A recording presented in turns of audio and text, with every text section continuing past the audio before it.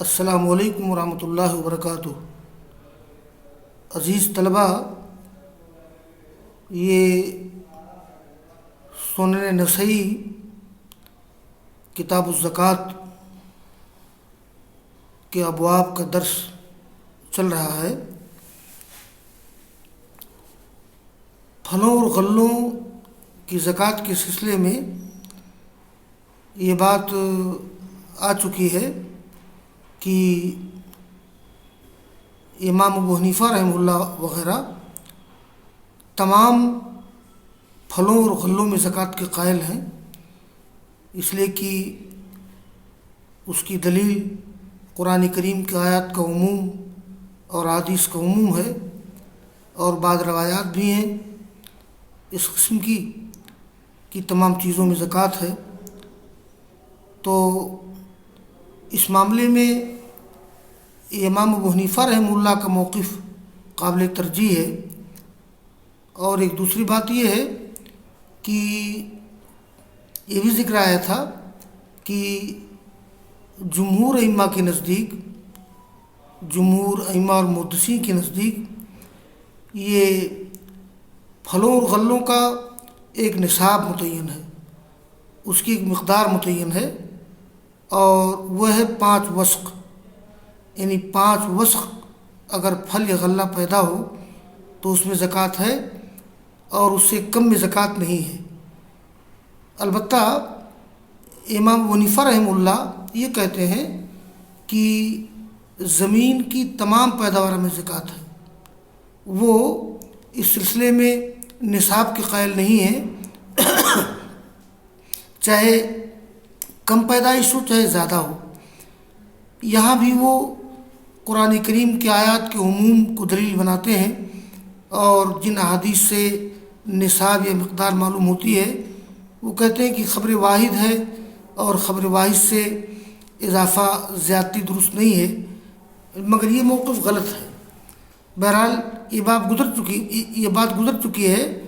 القدر الذی تجب فیہ الصدقہ، یعنی وہ مقدار جس میں صدقہ واجب ہے، وہ مقدار کیا ہے؟ 5 وسق۔ اور میں نے بتایا ہے کہ 5 وسق یہ ہوتا ہے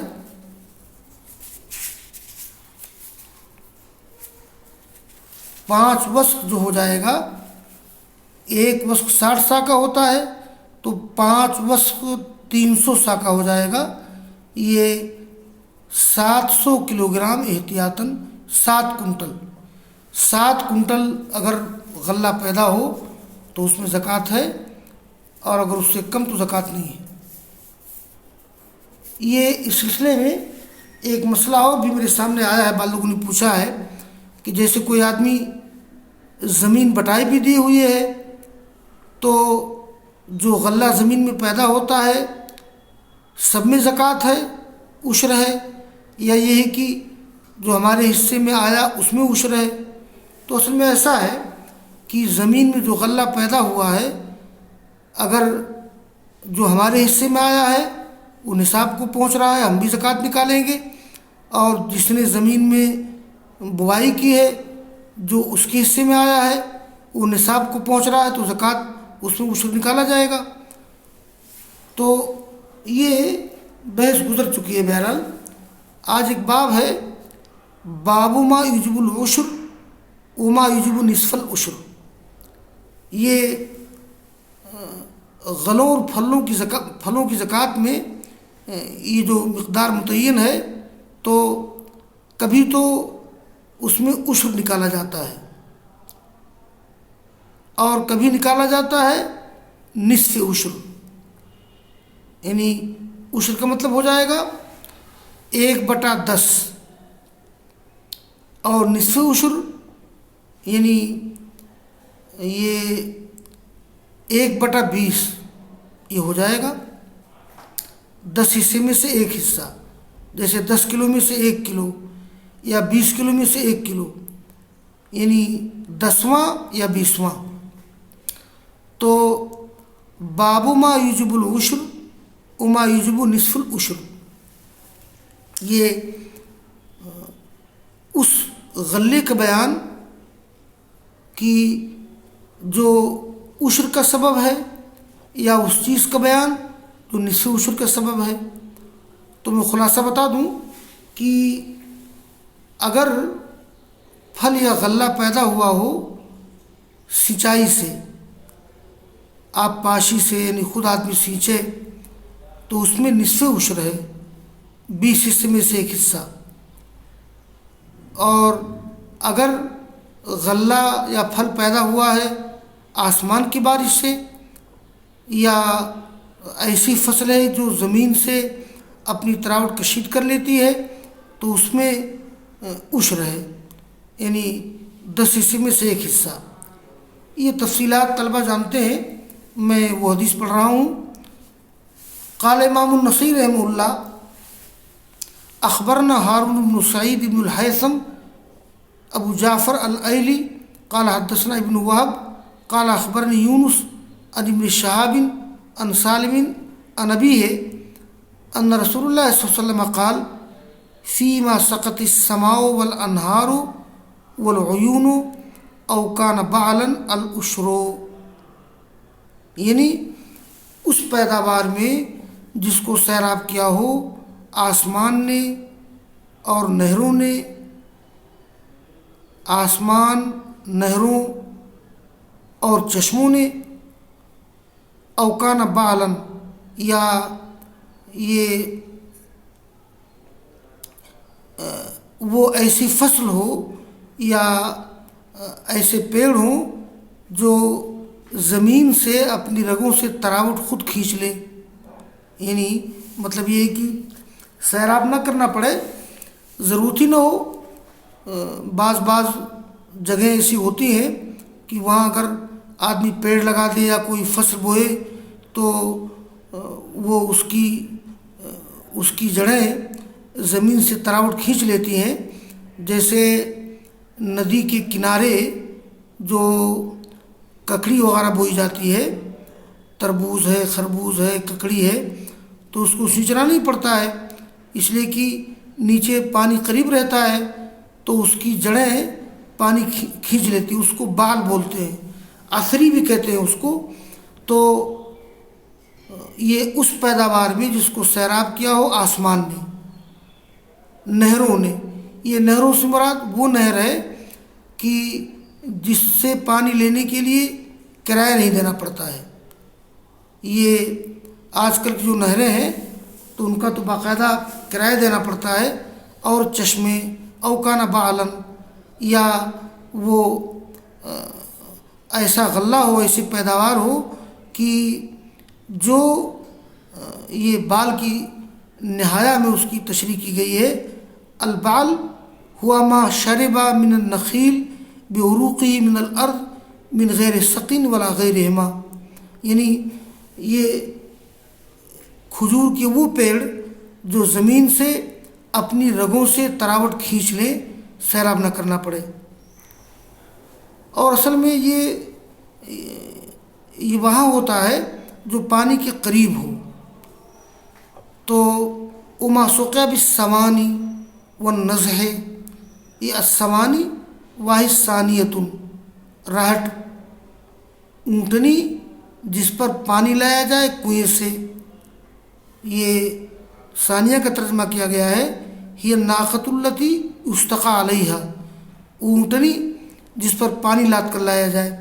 اور النزح جمع نزوح، یہ نزح کے معنی اصل میں حوض ہوتا ہے جس سے سیراب کیا جائے، اور یہاں نزح کا مطلب ہے آلۂ نزح، جیسے ڈول وغیرہ ہے نا، اے ما یسقی بالدوالی، تو وہ پیداوار جس کی سینچائی ہو یہ اونٹوں کے ذریعے یا یہ راہٹ وغیرہ کے ذریعہ، اس میں نصف عشر ہے۔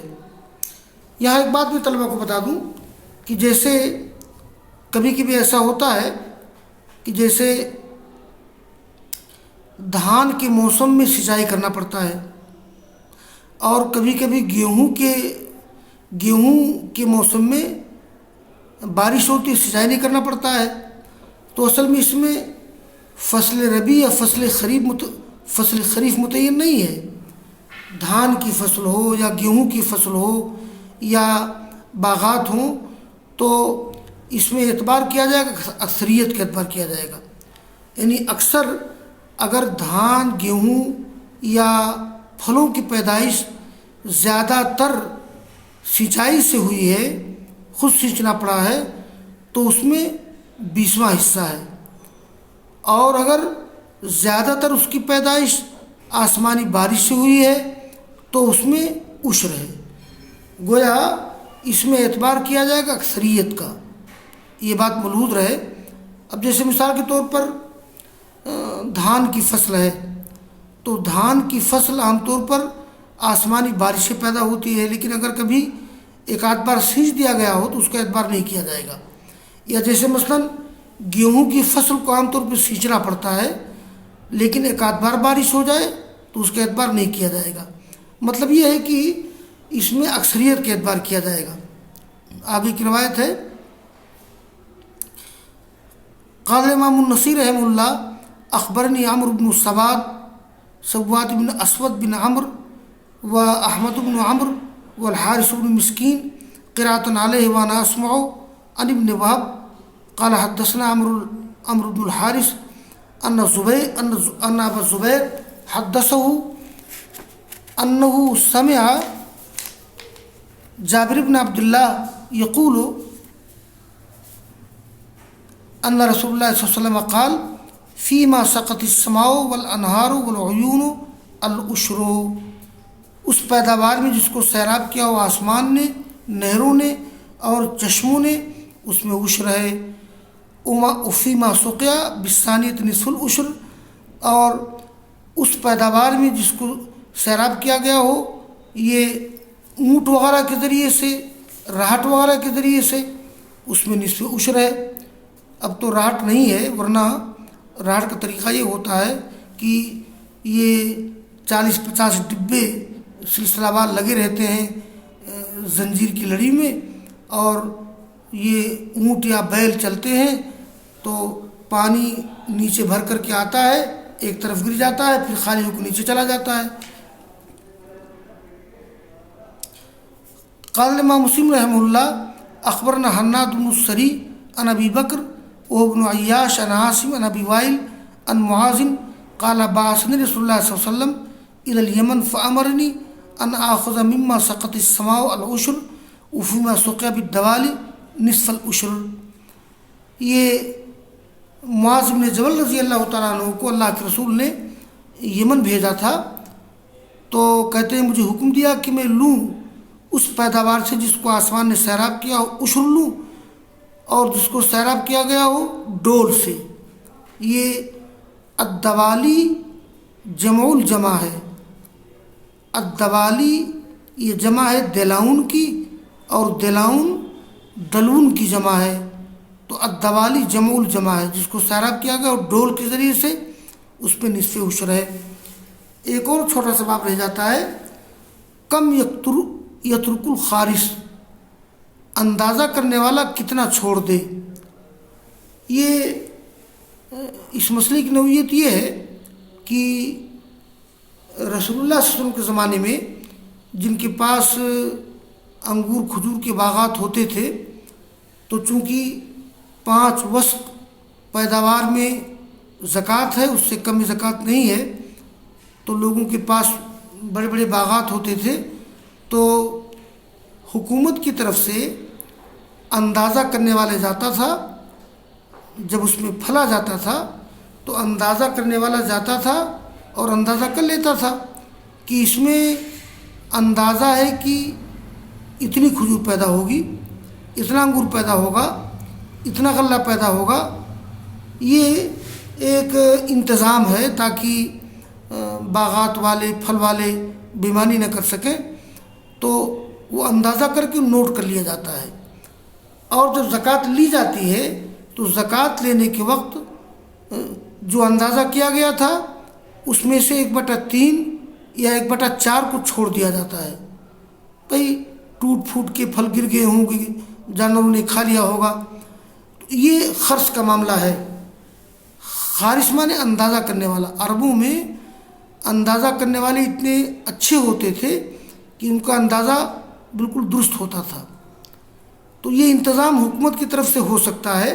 جیسے گیہوں کی فصل ہے، دھان کی فصل ہے، تو حکومت کی طرف سے کوئی شخص آئے، اندازہ کر لے کہ پکنے کے بعد اس میں اتنا گیہوں پیدا ہوگا، اس میں اتنا دھان نکل سکتا ہے، تاکہ وہ دھان والا، دھان کا مالک یا گیہوں کا مالک بےایمانی نہ کر سکے. تو ایک حفاظت کا ذریعہ ہے. لیکن جب زکوٰۃ لی جائے گی تو اندازہ کرنے والے نے جو اندازہ کیا تھا 1/4 یا 1/3 وضع کر کے تب زکوٰۃ لی جائے گی. اس میں رعایت ہے زمین کے مالک کے ساتھ کی نقصان ہو گیا ہوگا اور پھل ول کو جانوروں نے کھا لیا ہوگا. تو کم یترک الخارص، اندازہ کرنے والا کتنا چھوڑ دے گا زکوٰۃ لینے کے ٹائم، جو اندازہ اس نے کیا تھا اس اندازے میں سے کتنا چھوڑ دے گا، تو ثلث چھوڑ دے گا یا ربع چھوڑ دے گا، جیسا مناسب سمجھے گا. دیکھیے قال امام النصیر رحمہ اللہ اخبرنا محمد بن بشار قال حدثنا يحيى بن سعيد ومحمد بن جعفر قال حدثنا شعبہ قال سمعت خبیب بن عبد الرحمن يحدث عن عبد الرحمن بن مسعود بن نیار عن سالم بن ابی حسمہ قال اتانا ونحن في السوق. یہ سال بن ابی حسمہ کہتے ہیں، یہ عبد الرحمن بن دینار روایت کرتے ہیں سال بن ابی حسمہ سے کہ ہمارے پاس آئے، ہم بازار میں تھے. تو کیا کہا، یہ سال بن ابی حسمہ نے، صحابی ہیں، کہا فرمایا اللہ کے رسول نے اذا خرجتم فخذوا ودعوا الثلث، جب تم اندازہ کرو تو چھوڑ دو، تو زکوٰۃ لو اور 1/3 چھوڑ دو، 1/3 چھوڑ کر کے زکوٰۃ لو. فَإِن لَمْ تَأْخُذُوا أَوْ تَدْعُوا الثُّلُثَ شَكَّ شُعْبَةٌ فَدَعُوا الرُّبُعَ. یعنی فَإِن لَمْ تَأْخُذُوا الثُّلُثَ أَوْ تَدْعُوا الثُّلُثَ فَإِن لَمْ اگر تم زکوٰۃ نہ لو یا تم ثلث نہ چھوڑو، شعبہ نے شک کیا، تو 1/4 چھوڑ دو. مطلب یہ کہ اندازہ کرنے والا اندازہ کر سکتا ہے کہ 1/3 چھوڑنا مناسب ہے کہ 1/4 چھوڑنا مناسب ہے. تو بس یہ درس پورا ہو گیا. وآخر دعوانا الحمدللہ رب العالمین.